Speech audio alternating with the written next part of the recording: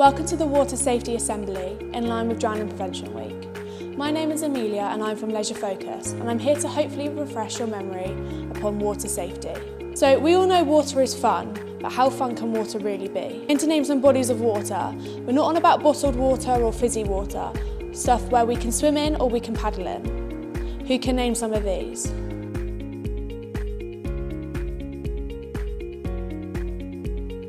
So we have stuff like rivers and canals, the sea, streams, swimming pools, bathtubs, showers, ponds, lakes. So now they're all going to appear on the screen. Well done if you've got any correct. So these are all places that we can have fun in the water, but we also know there are some dangers in the water. Who can name any dangers that might appear in the bottom of the water or on top of the water? So we're now going to watch a video upon water safety. Remember, there's something special in the video, so you need to remember this at the end of the assembly. Water is fun, but do you know how to stay safe? You need to know the Water Safety Code. Stop and think. Look around. There can be lots of dangers near the water. Wear things that can keep you safe. There are things near the water to help you stay safe too. Always swim where there is a lifeguard. Read any signs and learn what the beach flags mean. Check. Is the ground safe? Is the water too deep or not deep enough? Is there anything hiding underneath? You should never swim alone. Always go with friends or family. It's more fun. And if you get into trouble, they can help. In an emergency, shout as loud as you can and tell a lifeguard or an adult if there is one. Never go into the water to rescue anyone or anything. It could be dangerous for you. Instead, find a phone and call 999. If you do fall into the water, lie on your back, spread your arms and legs like a star and float. Once you're floating, shout for help and wait for help to arrive.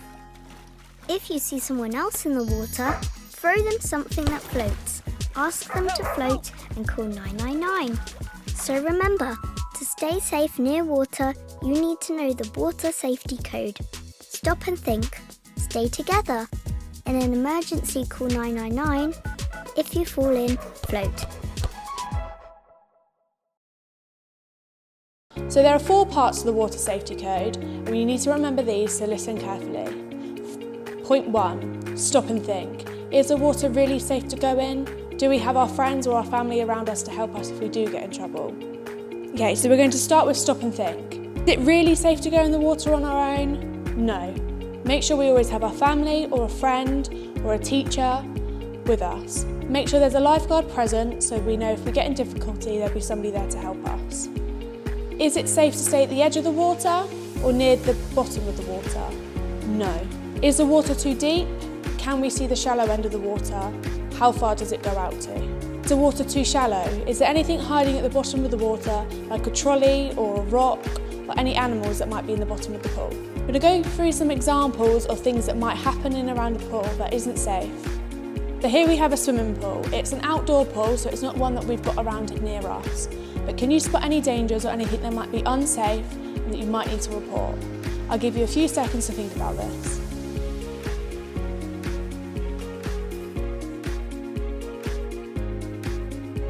Okay, there are 8 things. Well done if you've got any of them correct. So we need to remember to follow the pool rules. No jumping down the bottom of the slide, no jumping in the pool head first, no diving, no flipping, and make sure that we're not always swimming in the deep end if we can't touch the bottom. For an unconfident swimmer, make sure we're with an adult or somebody who is a confident swimmer. Keep glass away or rubbish away from the edge of the pool. It's a bit dangerous to have a glass in the pool. You can have glass at the bottom of the pool and cut your foot. And some people might be allergic to food, so having that in the pool isn't good either. Be aware of deep water. It might not state that it's deep water, but there might be a shallow drop that you might not notice. We're going to go to the next one, and this one is a lake. I'll give you a few seconds to decide what you think is dangerous in the lake. There are 9 in this one.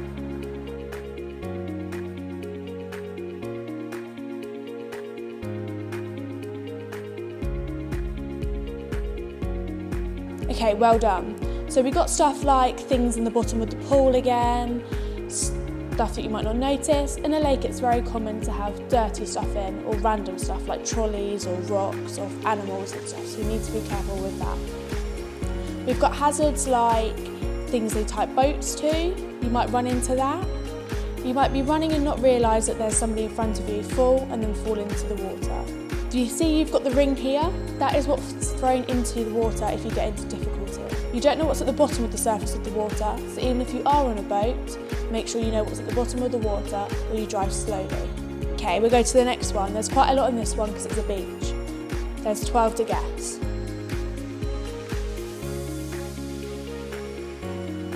Well done if you got any correct. So the main one is don't surf in a swimming area. People are trying to swim here and they don't want to be hit by your surfboard. There's other stuff like swimming in between these two flags. That's the only place you can swim in the beach, when there's a flag or a lifeguard present. Make sure that you're awake when your children or your friends or your family are playing in the water, so if they do get in difficulty, you can raise the alarm for help. Be sun safe, make sure you wear sun cream, a sun hat and sunglasses. Be aware of deep water again. In a beach, it doesn't state that the deep water gets deeper, so make sure you're careful and you know that you can stand up before you go into the water. Be aware of slippery surfaces like cliffs or the end of a road, because that could be slippery and you could slip and fall. Okay, we'll move to the last one. Some people have paddling pools in their gardens and you might think these are safe, but there might be some hazards in the water. I'll give you a few seconds to think. I believe there are 8 in these ones. The fence here is broken. We don't know what could go in the water. It could be a dog, an animal, or a young child could run into the pool. So making sure it is fully safe so nobody can run in. Fence around the pond to make sure that no one can fall in, slip or trip, and to make sure animals are also not able to fall into the water. As you can see, the child in the bath, making sure that you are always supervised when you're in the bath, whether you leave the door open and alert all your family members that you're going into the bath so they can be aware. Making sure the water is not above a certain height of you and you're able to breathe. Make sure all storage containers like bins or composts are always covered in case an animal does fall into it or a child slips and knocks it over. Empty the paddling pool when it's not in use. Dirty water like rainwater can get in and that can make you quite poorly. I don't know if you guessed any of those correct. We're now going to go on to who can keep us safe in the water. So you've got people like lifeguards. They might not always be present in a beach or a lake, but they will be in your local swimming pools. You've got your teachers or your family, your friends, so making sure you're always going in the water with someone, so if you do get in difficulty, they can raise that alarm. We're now going on to the flags that you might see around a pool or a beach. We have these 2 flags here.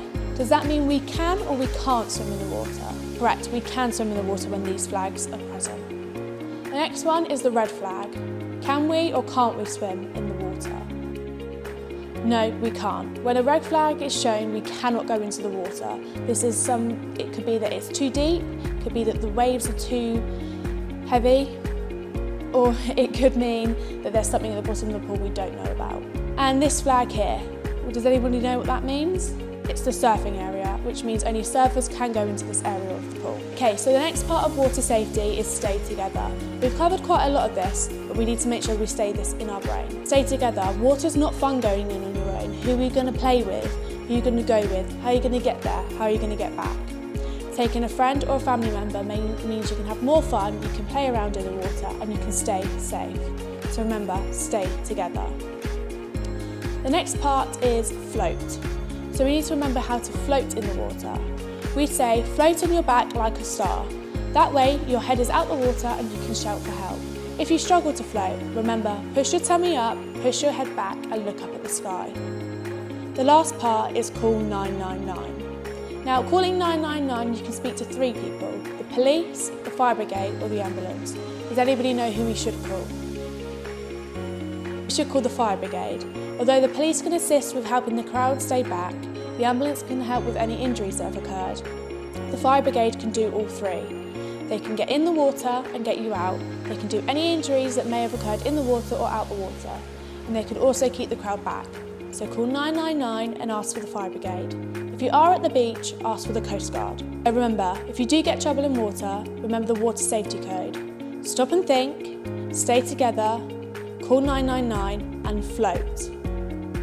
Okay, well done. So we're going to let you try and do the water safety code. So all together, what is number 1? Well done, stop and think. Number 2, stay together.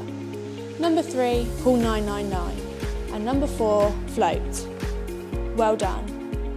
Thank you for listening, and remember, stay safe in and around the water.